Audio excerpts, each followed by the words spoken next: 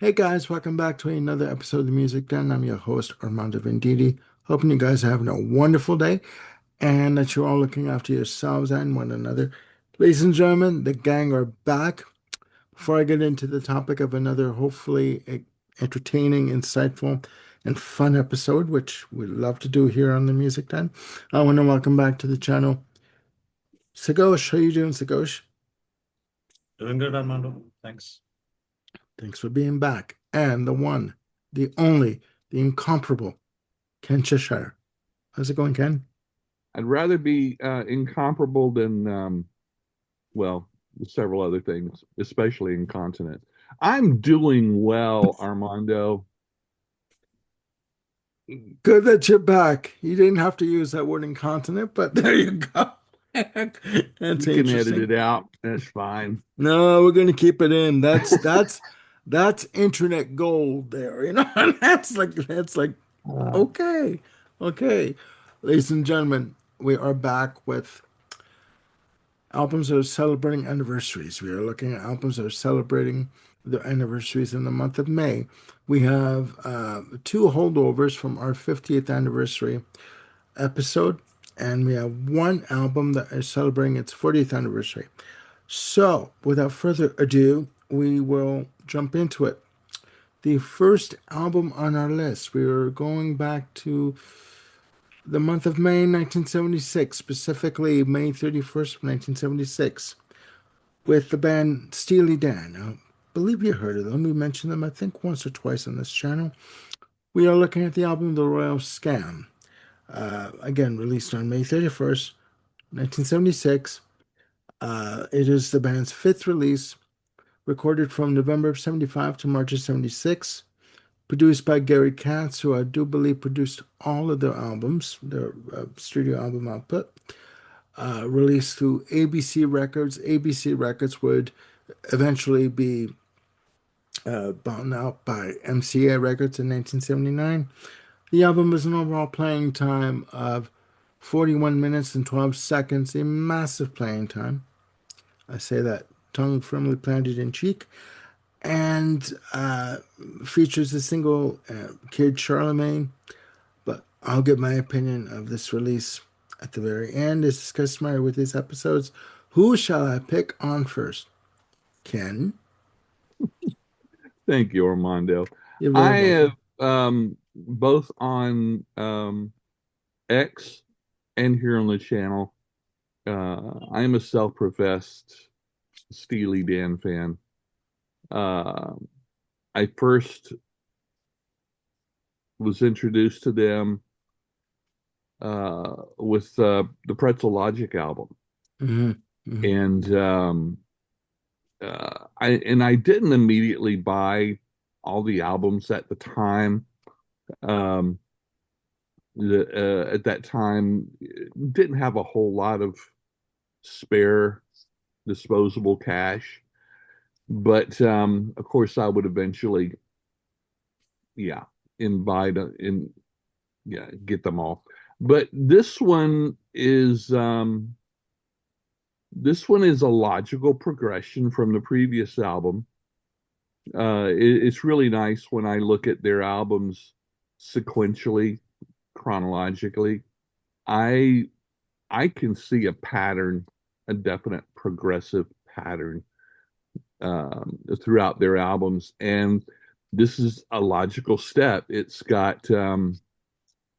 just goes farther down the jazz rabbit hole as far as styles of songs, even though it still has some tinges of their early rock days too. Incredible lineup of backup musicians. At this point, they were just a duo. You've got, you know, the usual.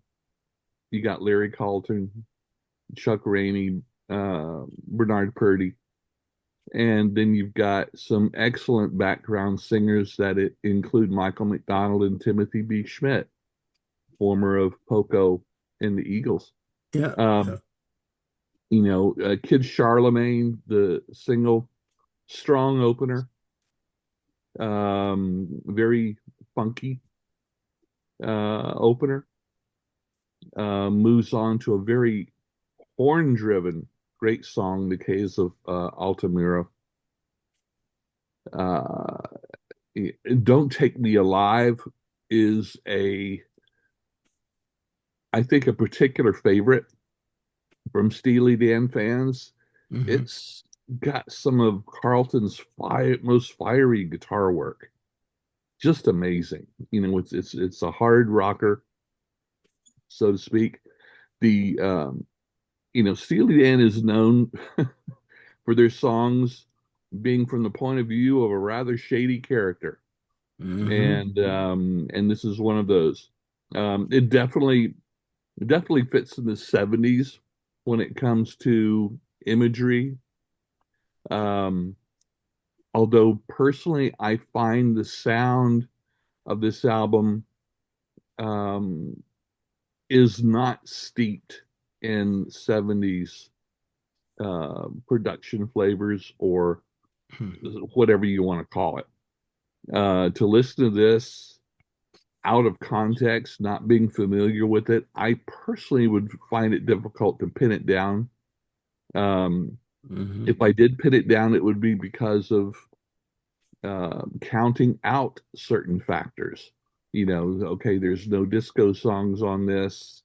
It doesn't have the gated drum sounds and all of that. Hmm. Um, and one of the songs on here that I particularly like, Sign In Stranger, with Paul Griffin's piano on that song is just mad. It's absolutely, mind blowing. I would Hmm. love to have seen him recording this and what he's playing on the piano. He's not just playing chords along with everything else. These little fills are just brilliant, very imaginative. Um, and yeah, Haitian Divorce is another one that's really widely loved amongst Steely Dan fans and even outside of the fandom. Hmm. Uh, but Royal Scam, the title track and the closing track, is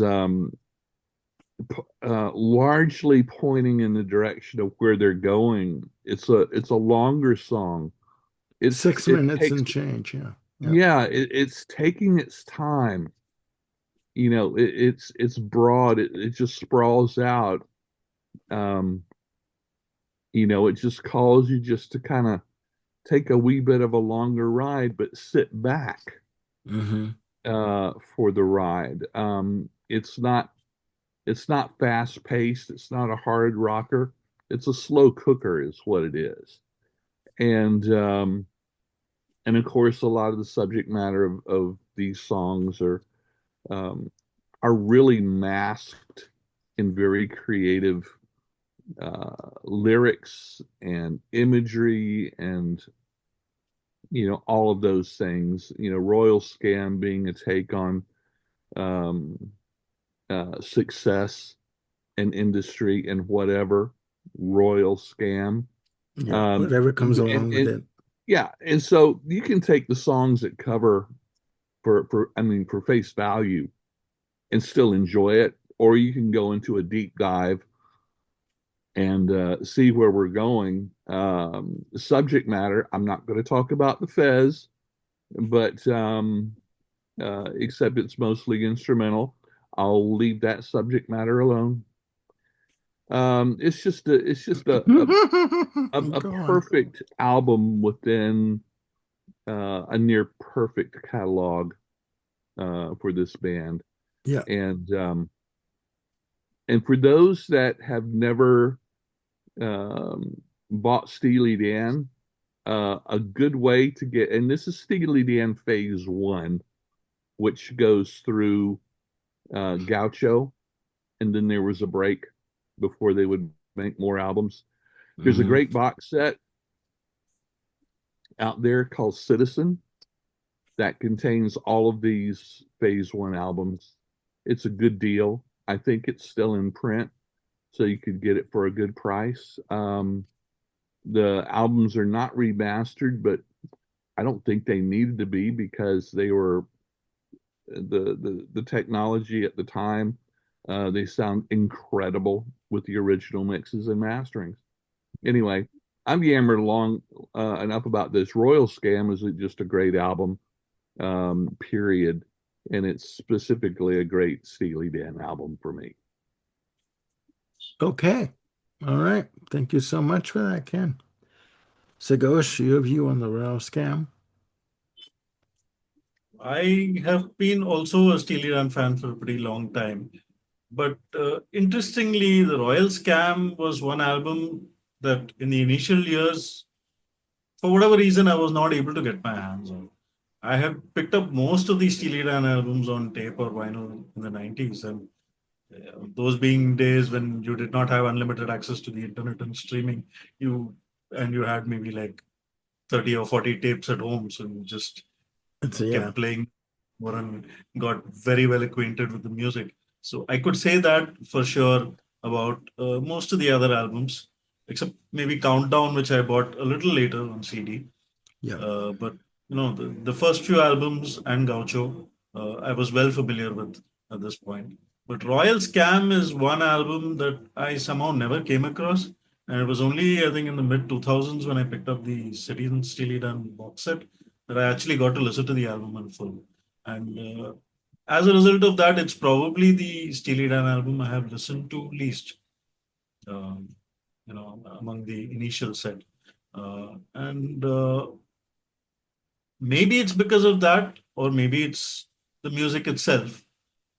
As Ken pointed out, there is a rather heavy leading into jazz here. This is, a lot of the more pop sensibilities of the earlier albums are, kept aside here. And yeah, you could see this as a transition into what they were doing with Asia. But to me, Asia presented a more complete, uh, mix of their earlier sound and the more jazz influenced, hardcore Steely Dan, if you will. This album, to me, it has all the essential elements that are part of every Steely Dan album. Fantastic musicianship, complex and intricate songwriting, uh, Hmm. crazy perfect and immaculate production. All of this is stuff that you almost take for granted with Steely Dan, and all that is present here, undoubtedly. You can't fault it on any technical standpoint. But to me, somewhere the songwriting here lacks punch. I don't hear, to put it crudely, I don't hear any bangers on this record. There's no Bodhisattva, there's no Do It Again, there's no Deacon Blues or Peg even. I get what you're There's saying. song that really hits you between the eyes. It's all good, it's intricate, it's stuff that takes a lot of listening to really get into. Uh, but I find that no matter how many times I listen to it, uh, nothing really sticks in the mind. It's all very well crafted, but to me, not as memorable as some of the other Steely Dan records of this period. So it ends up being, I will not obviously, call it a bad record because I don't think there is any such thing as a bad Steely Dan record, including the last two, which were, well, okay. I mean, they're not part of canon, but I wouldn't call anything they did bad. Yet, I feel that this is, a notch or two lower than their peak output in the 70s, which to me is like Asia is undoubtedly their peak. And this The pinnacle, is, yeah, the pinnacle. Yeah, yeah, I get Yeah, that. fair enough. I get that. All right, Sagosh, thank you for that. Hmm. I've done episodes on this album before with Jim Bricker. We did an episode where he picked this album as his. We did a series of episodes called the Attack of the Killer B-Sides. And Jim Bricker picked this album for its killer B-side. And it's funny that you mentioned, Ken, about the use of, the prevalence of guitar on this album because someone else, I think it was Jim that said to me that this is listed as their most heaviest album in terms of rock-oriented guitar. I wouldn't say it's their heaviest album. I don't think Steely Dan had it in them to do a heavy album, but the the presence of guitar is more prominent here, slightly more prominent. I mean, you've got Larry Carlton, Elliot Randall, you've got, Yeah. like you've got Walter Danny Breck, Diaz. Yeah. like yeah, like you've got Walter Becker. I was gonna say Becker. Sorry, rest in peace, Walter Becker. So the guitar is prevalent, but it's not a heavy album per se. Yeah, Danny Diaz of the original band was still around as a session player. Um, it is a good album. It is a good album. Uh, and I can see Sagosha's point where there aren't any. And Sagosh using the word banger isn't being crude. Believe me, we've used worse language on this channel before, and we'll continue to do it again. But um, I can see Sagosha's point, and we won't even talk about the Fez. The meaning of the Fez. Okay, but we have to remember too that this was at a point in the record industry where bands were allowed to say have two or three hit albums, have an album that kind of coasts and wasn't as popular, and then come out with an album that hit you over the head Yep. musically, sonically, production wise. This album today, unfortunately, would not last, would not make it Probably not. in the music business, which is unfortunate because without this album, you wouldn't have had Asia. I do see this album as a stepping stone for as a progressional, pardon me, as a progression for the band. Kid Charlemagne's a good song. The Caves of Altamira is a good song. Don't Take Me Alive, Sign In Stranger, The Fez, minimal vocals, wonderful Mhm. arrangement. Elliot Randall on Sign In Stranger is good on guitar, Yep. masterful. I always love his soloing on Reeling in the Years. Mhm. I've always loved that, you know. But I do see this album as like, okay, we did Katie Lied, you know, that's a good album. You know, we'll continue. I do see this as a stepping stone to what would become Asia. They were honing their craft Mhm. at this point, and they everything came to everything flourishes and came to fruition on Yeah. Asia. But I do see that the Royal Scan does deserve a bit more notice and mention. Is it a perfect album? No, Mm. but it is a good sort of progression. Just like for me, with regards to Jethro Tull, Benefit was a good progression into Aqualung. Yeah. You know what I mean? Or Crisis, What Crisis for Supertramp was a good progression into Even in the Quietest Moments. So you have those moments in a band's career where that happens. That's my view. We have to carry on, And I ladies and gentlemen. Sorry, go ahead. and I think it's interesting um, to listen to albums of 1976 and hear just such a wide range of sounds and styles that came out in that year. I mean, compare that album to the next one we're going to talk about. It's like, wow, it doesn't seem like it'd be from the same month, much less the same year. Okay, I So, mean, yeah. I mean, let's quickly look at some of the albums that came out in '76. You had Songs in the Key of Life. You had this album. You had like Presence from Zeppelin. You had such a wide array of musical styles that were coming out in that year that yeah, people had to sit back and say like, "What the hell am I listening to here?" Like it was just a wonderful mix of styles and genres that blended together so beautifully. You know, enough of my soapbox. This ain't the Dr. Phil show. No, Um, and it was just before. I think part of that is it was just before disco went big. yeah, Which would take over a lot of the popular music at the time. So we were getting various styles of actual rock and roll, and yeah, yeah. And I forgot him. it was a good time to be in high school, Armando. Okay, let me clarify. Let me just clarify something here, ladies and gentlemen.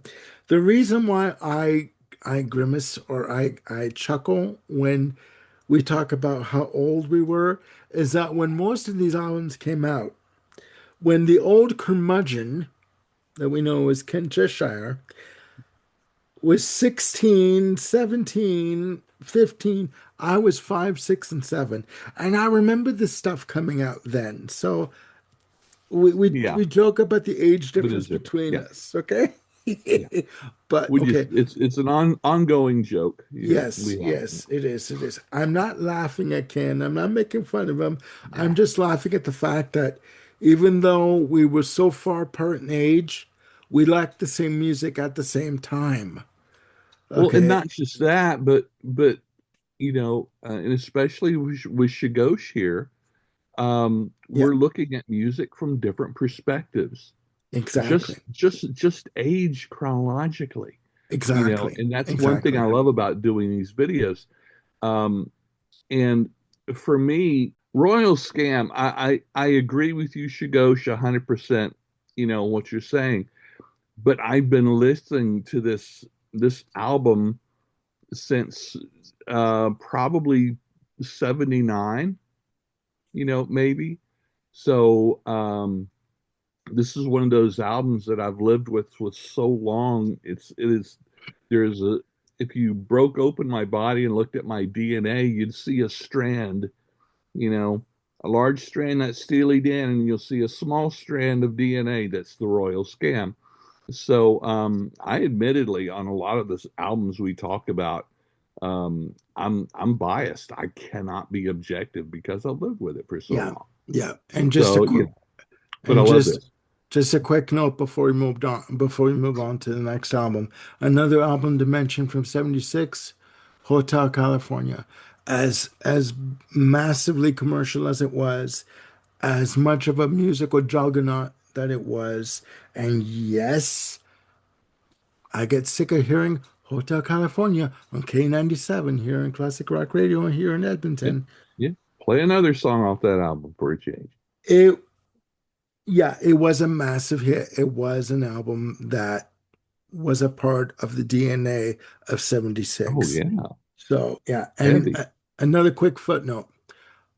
I went on a shopping spree, big surprise with Go. Amazon and in 2020, and I bought all of Steely Dan's musical output from Can't Buy Me a Thrill to Gaucho.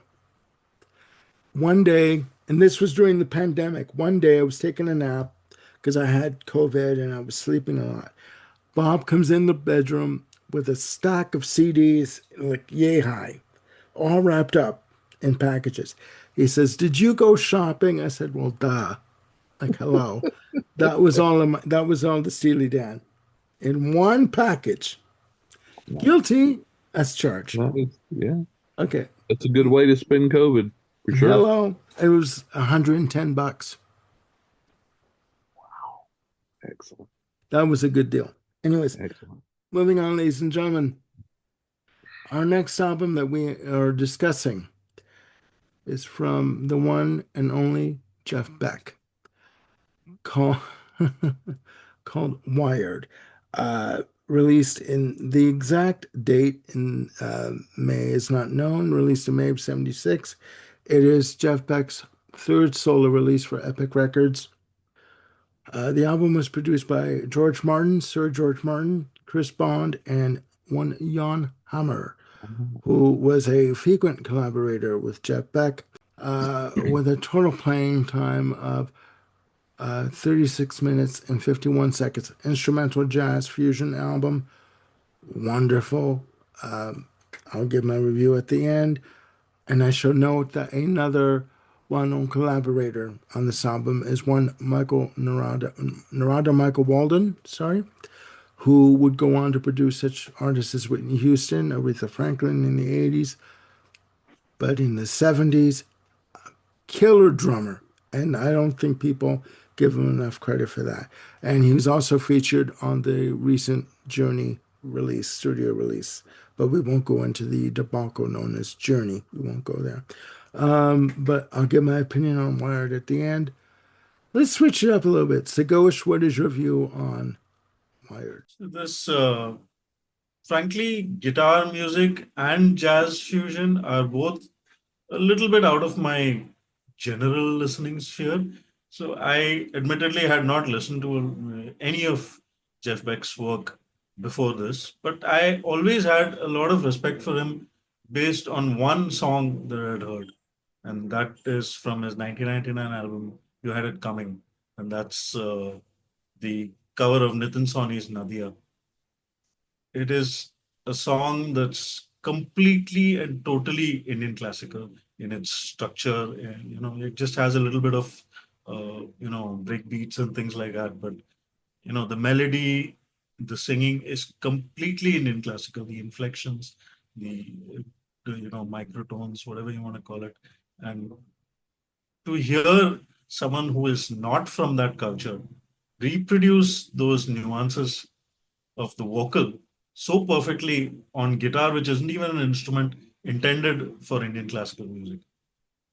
Jeff Beck went up like, 10,000% in my esteem when I heard that. Unfortunately, it didn't lead to me going ahead and listening to his music, but having got the opportunity now to discuss this album, I will say I was very impressed. It's still not typically my kind of music, but the playing here is phenomenal. I mean, you've got half of the Mahavishnu Orchestra here. You've got like the Beatles production desk. You've got George Martin and Jeff Emerick at the helm, and the overall effect is just amazing.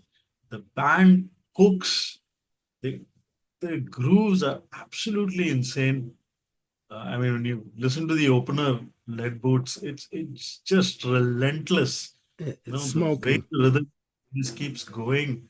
Oh, it's phenomenal. And special mention here to Wilbur Bascom on the bass. Amazing, amazing playing. I mean, when you've got Jan Hammer and Narada Michael Walden, playing. They are like known stalwarts.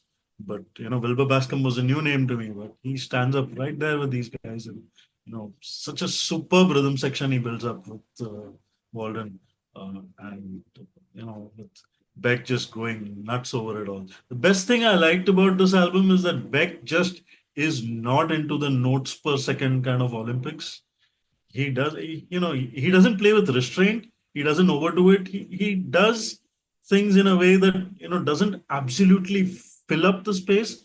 It gives you enough room to breathe. It gives you enough time for the other musicians to shine. At the same time, it is, his guitar is overwhelmingly a lead instrument. It is, taking center stage without hogging the limelight, so to speak.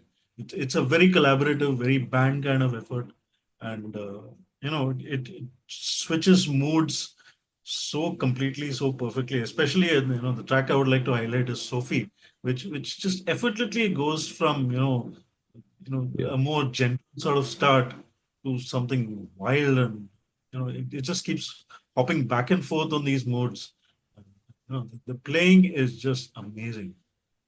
I definitely need to hear this album more to get into the minute nuances, but first listen, very, very impressed. Okay. Okay. Thank you so much. Ken, your view? Yeah, our Shigosh is right on the money for this. It's uh, for me, it does have that 70s sound, um, but at the same time, it might be because my brain is telling me well, this is the mid 70s. But for me, unlike the Steely Dan album, I do feel the 70s in this. It's not a bad thing by any means. But there are times on this album that it's the sound is a little bit um, uh, leans more into the rock than the jazz part of jazz rock fusion. Yeah. Um, I and I like jazz rock. I like fusion, um, but I tend to lean more towards um, more of a blues style within this. In other words, I've mentioned before, and it'll come up again in another video we're going to do soon. I tend to lean more towards the blues style of, say, like Robin Trower, than the more rock, harder sound than Jeff Beck. Yeah. That's the generalization because I haven't listened to a lot of his solo works. So, and listening to this again for since a long time, it does make me very curious about, different periods of his recording career in catalog. Um, and just see, okay, this is where he was in 76. Makes me curious where he was 10 years from now. So hopefully I'll get the time and really be able to dig into that. I think the Jan Hammer contributions really stand out wonderfully in this album. Yeah. Interestingly enough, and I agree with what she goes, says about Sophie and the other songs in Journal, but Goodbye Pork Pie Hat really does stand out for me. Yeah. And it might be because it's not an original tune. And being familiar with different recordings of that song just to hear what he does with it. Um, so there, so admittedly, there was an expectation when it came to this song. It's like, okay, I know this song. Let's see if he can do justice to it or if he's going to completely screw the pooch. Um, but I really do like what he does with this. For the genre and style of this, that this album falls under, I think it does a very good job. I really do. I think I've always liked Jeff Beck, but I've mostly been familiar with his work within bands, Yeah. earlier in his career, which I've always liked. Hmm. I have a deep respect, for him as a guitarist in his works. I just need to dig into his solo works a little bit more. Yeah. But Yeah. yeah, it's a very good album. Okay. Okay. Thank you, Ken, and thank you for that colorful euphemism. You won't go there. All right. It's a family show. Now, I was pleasantly surprised with this album. Obviously, I've known of Jeff Beck. Obviously, uh, he's a lot more than his version of "People Get Ready" featuring Rod Stewart, and Yeah, yeah, his that track he did in the mid '80s, "Ambitious," featuring Marilyn McCoo and Donny Osmond in the video of all things. But this album, pardon my language, fucking smokes. This album is just brutal. Uh, I mean, kudos to George Martin for taking this on in terms of yeah, production. This is a follow-up to Blow by Blow from the previous year, also produced by George Martin. Amazing, amazing. Narada Michael Walden on drums, mic drop, forget that. He is smoking on drums. Just wonderfully intricate, wonderful behind the kit, just on point. You know, head for Backstage Pass. We won't go there as the meaning for that. Wilbur Bascom on bass. My God, funky as I'll get out, popping bass, wonderful guitar solo. Other songs and notes. Sophie is wonderful. Play with Me, swagger and attitude galore. I have in my notes. The fact that your last three songs are written by the drummer, like four out of the tracks, the other tracks on the album, are written by Narada Michael Walden, and the fact that he's got that much respect for Narada Michael Walden to say, okay, we're going these songs we're going to do on the album. I think it's just amazing.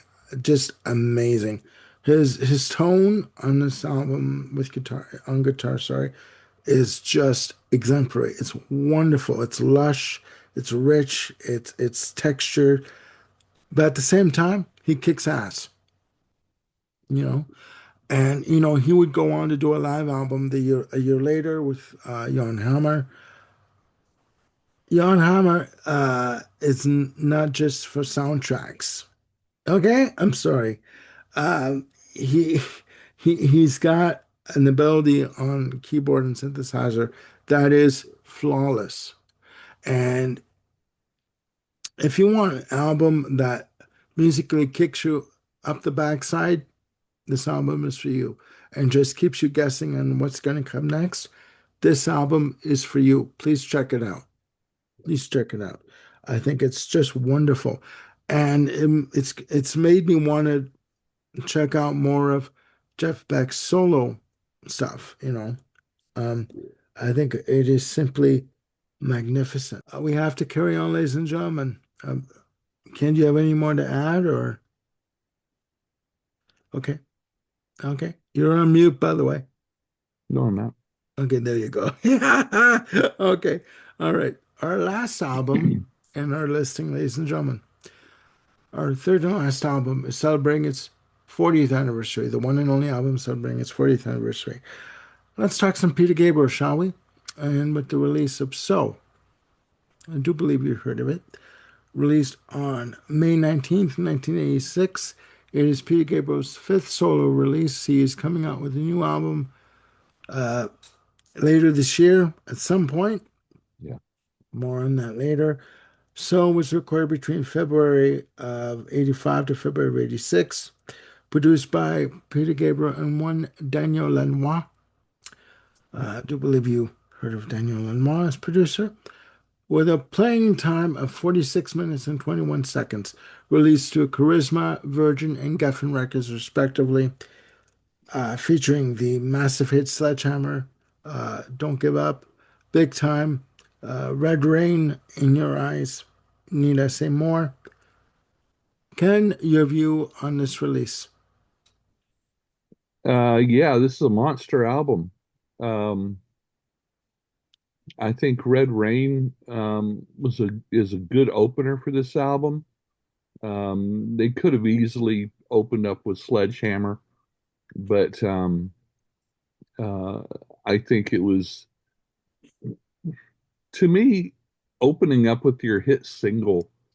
Um, of course, not so much then as now. Would make me wonder, if someone buys the album for the single, and it's the first track on the album, do they really give the rest of the album a listen? I can say that's easily happens now, where with streaming we can pick and choose individual songs off of albums. But Red Rain is just such a good song. It's got the vocals, the song structure is just so wonderful. Peter Gabriel has that little bit of rasp in his voice that gives it a lot of character. Um, and then to go right into Sledgehammer. And I read somewhere that Sledgehammer was influenced by Otis Redding. Don't know the accuracy of that. Read that a couple of times. Um, and of course, the specifically Sledgehammer and Big Time. are the ones that I think of when I think of this album. Yeah, They have both had massive videos that were constantly on MTV at the time. yeah, and much Um, music. Yeah, yeah. yeah, I'm all right, people, hate me in the comments below, but actually one of my less favorite songs on here is Don't Give Up. Oh, I know, I there you know, I go. know, I know. Kate Bush, her voice definitely fits the song. It services the song so well. I've just never really been able to get into Kate Bush. Go figure. There's a lot of other um, female singer-songwriters that I really do like at the time. Eh, I think probably a lot of it is I just felt a little bit of oversaturation with it. Mhm. Uh, just really just overdone. But you know, I forget often because I've never bought this album. It's just one of those albums that I've heard so much on the radio from it. Ubiquitous. We've talked about this where um, a 9-track album has 7 singles off of it and stuff like that. Well, what's the point? Um, Yeah, I but get it. Thriller. yeah, interestingly enough, I've never tired of In Your Eyes as much as it's played. Yeah. Don't know why, just the way. So it's a very solid album. I've never been a specifically Peter Gabriel fan. Um, but the albums before this, just like, okay. It was, he was so original that to me it was almost like experimental. And sometimes I'm just not in the mood for experimental. Hmm. Give me something that's a little bit not necessarily um, perfect pop top 40, definitely not for me, but just something that's just a little something more to dig my teeth into. Hmm. Um, this really does for me feels like a mid 80s production. Uh, but there again, I was around at the time. I was in college at the time. The stuff was being played so much.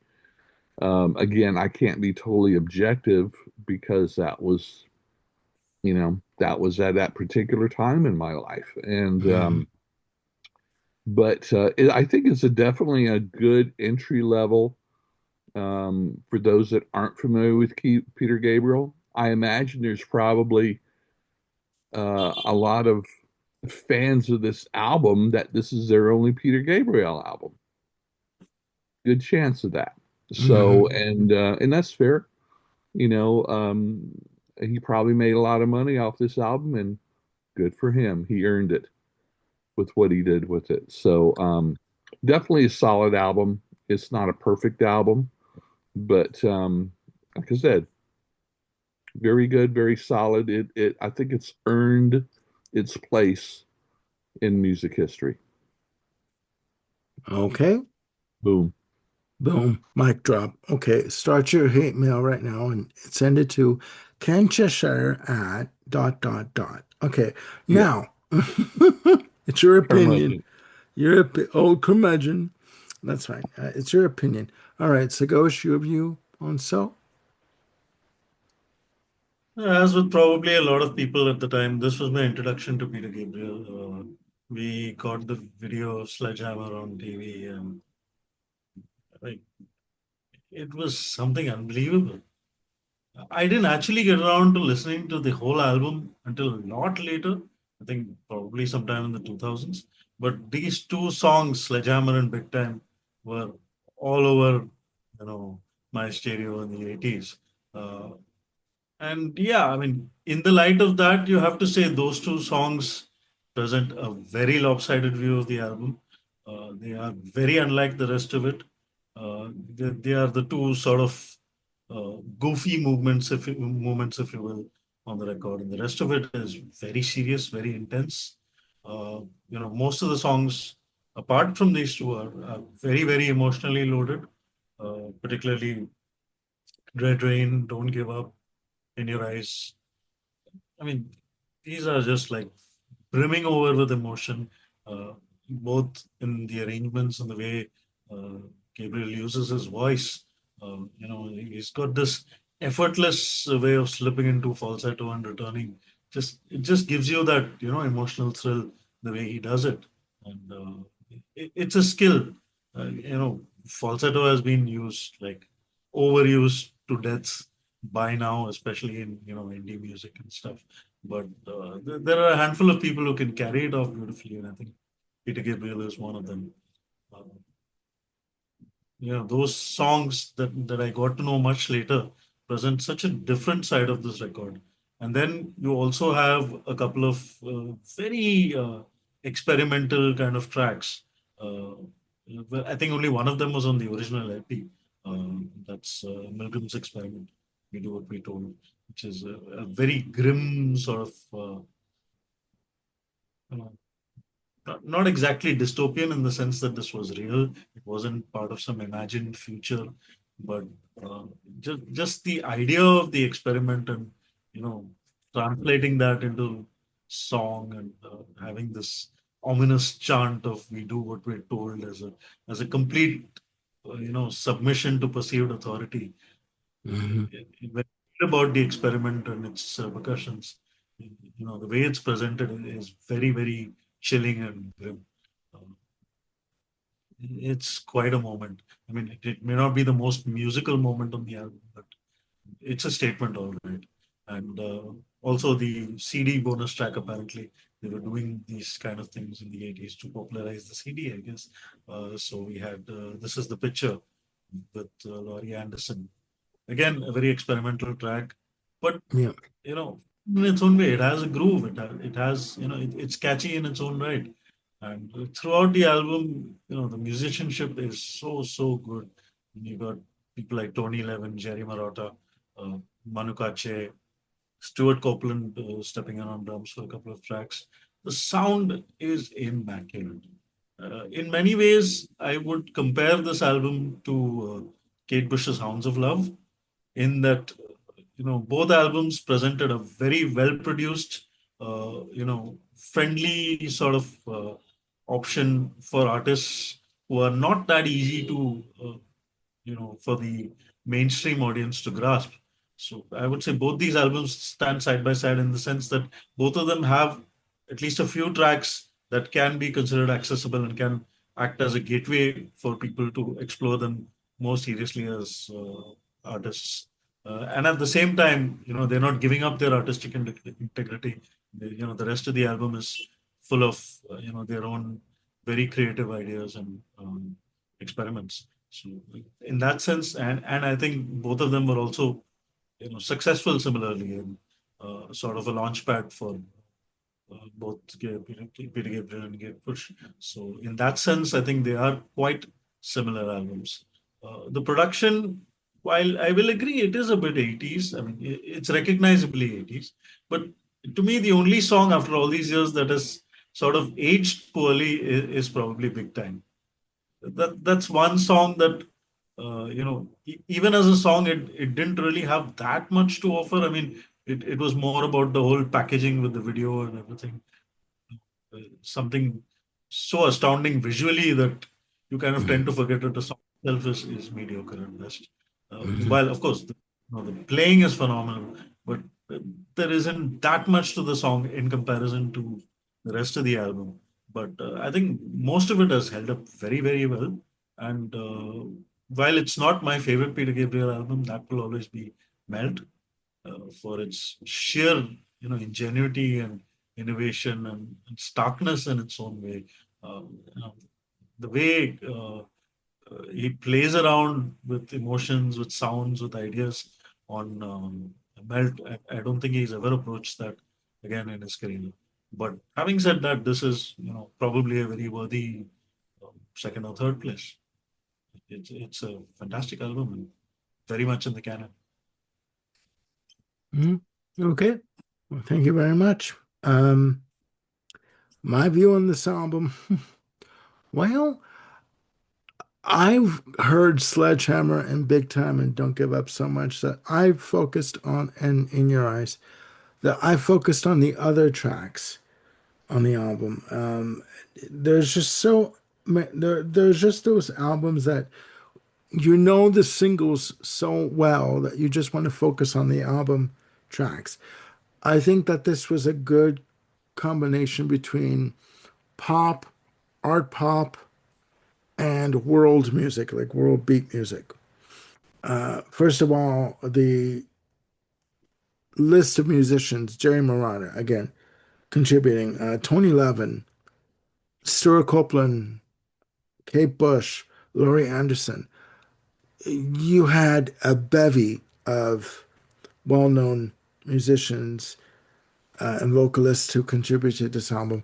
And Daniel Lanois' work with U2, most prevalently. And prior to that, he worked with a Canadian artist named Luba that gained a lot of notoriety. Uh, one song from her was called Let It Go, which was a big single in Canada. But with regards to this album, yeah, it's if I hear Sledgehammer again, if I see those dancing chickens again, if I see him standing on a turntable hugging Kate Bush for dear life, spinning slowly. No. Okay, it's just it's a good song. Don't get me wrong. The vocal performances are strong, they're powerful, they're emotional.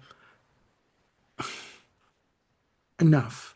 It gets to the point where it overtakes what the original intent of the music was for, in my very humble opinion. And just a little side note, if you want to see a good cover done of Don't Give Up, go on YouTube, look up Jeff Martin from the Tea Party and Tina Arena. They do a wonderful Okay. duet of Don't Give Up featuring Jeff Martin on lead guitar. Amazing. Look it up, you'll find it. Again, I think this is a good combination between world music and art rock and art pop and just plain pop. There was a reason, there was a rumor, sorry, that Sledgehammer and Big Time were played so much on music television at the time, MTV in the States, Much Music in Canada, that the word came out that Gabriel actually had those two videos pulled from regular rotation, that he wanted to give them a bit of a break. If not pulled completely, he at least put the word out, please don't play it as much. Like cut down on the amount of playing time. Hmm. The duet he does with Laurie Anderson, wonderful. I think it, you know, uh, this is the picture, excellent birds. I think that it adds a good balance to, Big Time and Sledgehammer. It's a good, what's the word? I guess it's, correct me if I'm wrong, just juxtaposition in terms of what came before it. I think it adds a good balance to it and just a good way to end the album. I don't have this personally because it's out there in the ether. It's out there in the world. I mean, I mean, it's even if you don't have this album physically, you have this album. You know it because it was just such a big hit.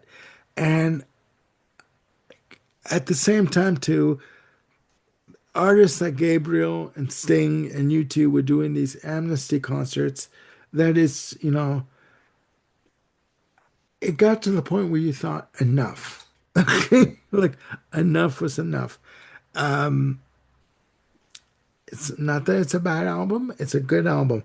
I just think that it's become so much ingrained with the 80s music scene that when I hear this album, are these songs. I'm 16 again.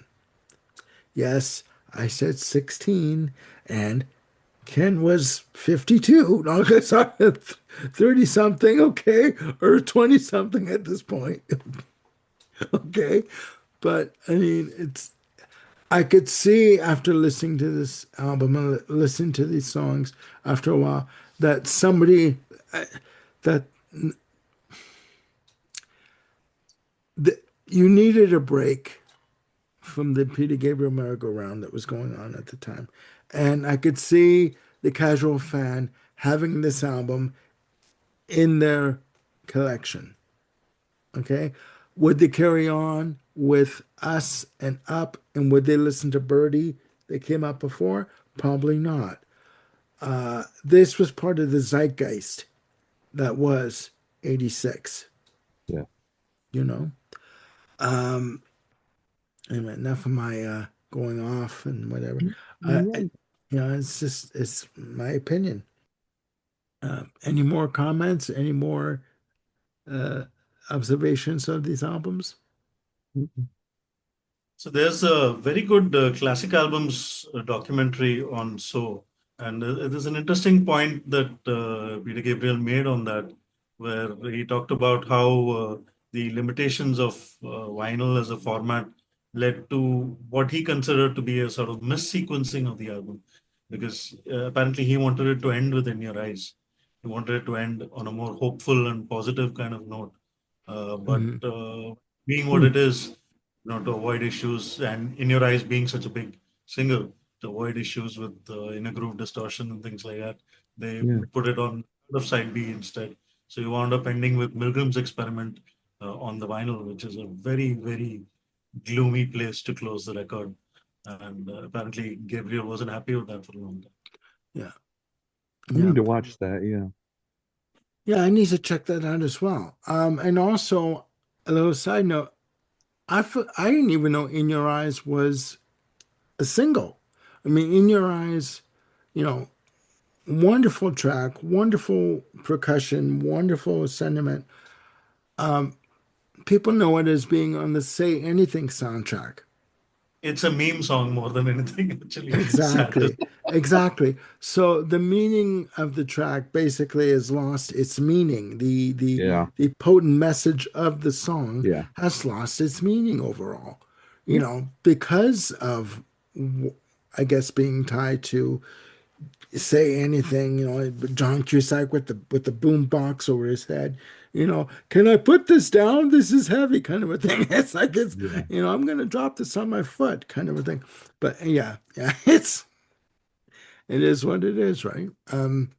Any more observations, Ken? Or No, I okay, think we covered it well.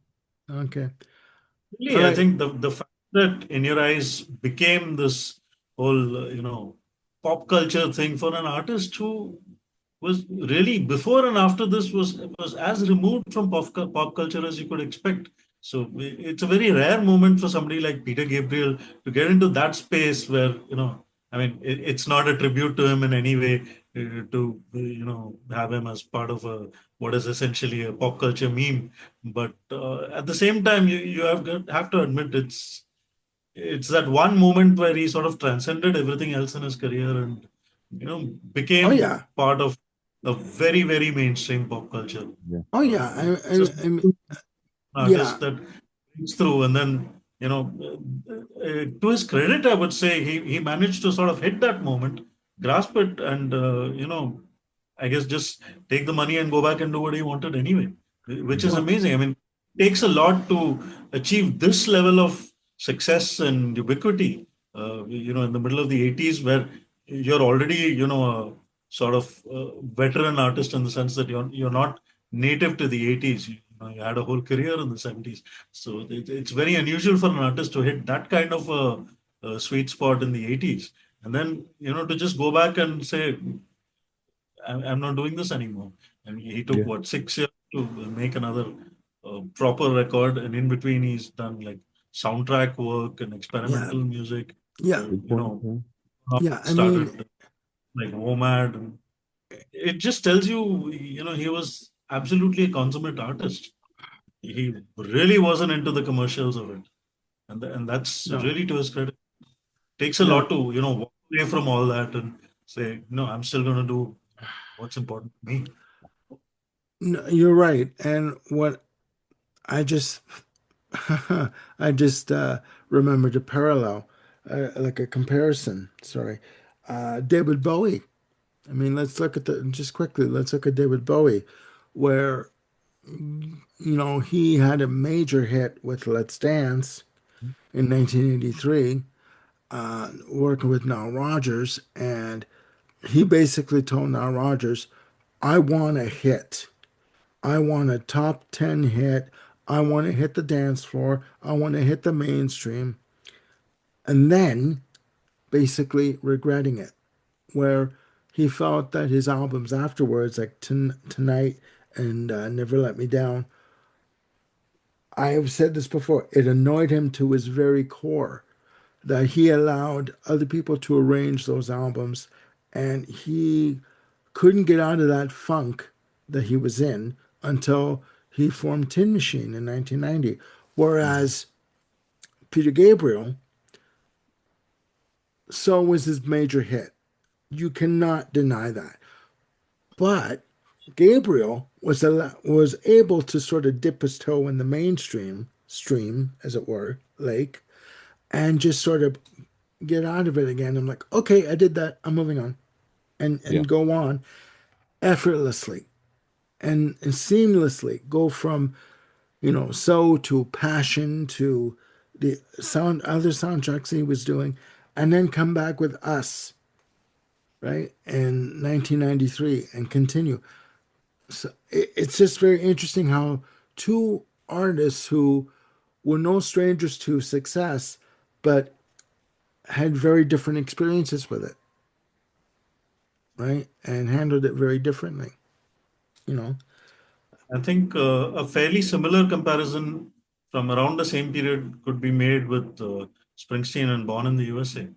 I mean, he was everywhere with Born in the yeah, USA, and then like, he just took this 3 year hiatus, came back with a very personal, heartbreaking kind of album, which didn't have any of those easy commercial success. You know, what's the word for it? I mean, there were no hooks on Tunnel of Love. yeah, It yeah, wasn't as easy to get into as Born in the USA. It was just not that mainstream chart success material. And then yeah, after that he just went on doing his own thing as well. yeah. And that's and in closing, Born in USA, another album, 14 songs, seven singles. Why am I going to buy the album if I have the singles? Yeah. Because if Springsteen was smart, or the record company, they would have put as the B-sides the other album tracks, so you would basically have the album in single form if you if you wanted to release them as what I mean, as the B-sides. So, but it's yeah, it's very interesting. It's very interesting. And again, Springsteen was another artist said, okay, I did that. I did Born in the USA. I'm going to go away for a while. I'm going to Hmm. come Yeah, back, but I need to go away for a while. Leave me alone. I'll come back when I'm ready. And Yeah. to be honest with you, as much as I love Born in the USA, I prefer Tunnel of Love. I prefer Tunnel of Love. So it's very interesting. It's very interesting. Right. All right, ladies and gentlemen, there you have it. A very short, and I mean in quotes, short episode of Album Anniversaries. Album celebrating their 50th and 40th anniversaries for the month of May, 1976 and 1986. I want to thank Sagoish for joining me and Old Curmudgeon, Ken Cheshire, for joining me on this episode. We enjoy each other's company when we do these episodes. We have a lot of fun, as you can tell. And we hope that comes across on camera because it's all authentic. Nothing is scripted with these episodes. What you see is what you basically bloody get. And we enjoy doing it. We are working on more episodes. We are going to be doing series of episodes I do hope called Outlaws and Heroes, where Bill Schuster is going to be joining us for those, and he's taking the lead on those episodes. Going to be talking about country rock, and we are going to get that together with him. At this point, it's just a matter of scheduling. So by the time this episode airs, uh, Outlaws and Heroes is going to be airing in June, and I'm working on a couple of episodes called Rocket, where I'm going to be giving you my favorite rock tracks. I've got 40 to talk about. 40, 40. Started out as 10, went to 20, now it's at 40. Go figure. But I'm stopping at 40. And by the time this airs, you would have seen, hopefully, a new album review on the Lemon Twigs that Ken and I have done. If you haven't seen it yet, what are you waiting for? Please go check it out. It aired on May the 8th, coinciding with the release of their new album. So, we have more shows that we're going to be working on, and we're going to bring to you as soon as we possibly can. Please follow us on X. We're now on X. And yeah, also click like and subscribe, and do hit the notification bell to keep yourselves on top of any new content we got coming up. And we'll see you soon again on the Music Den. Please look after yourselves and one another. Bye for now.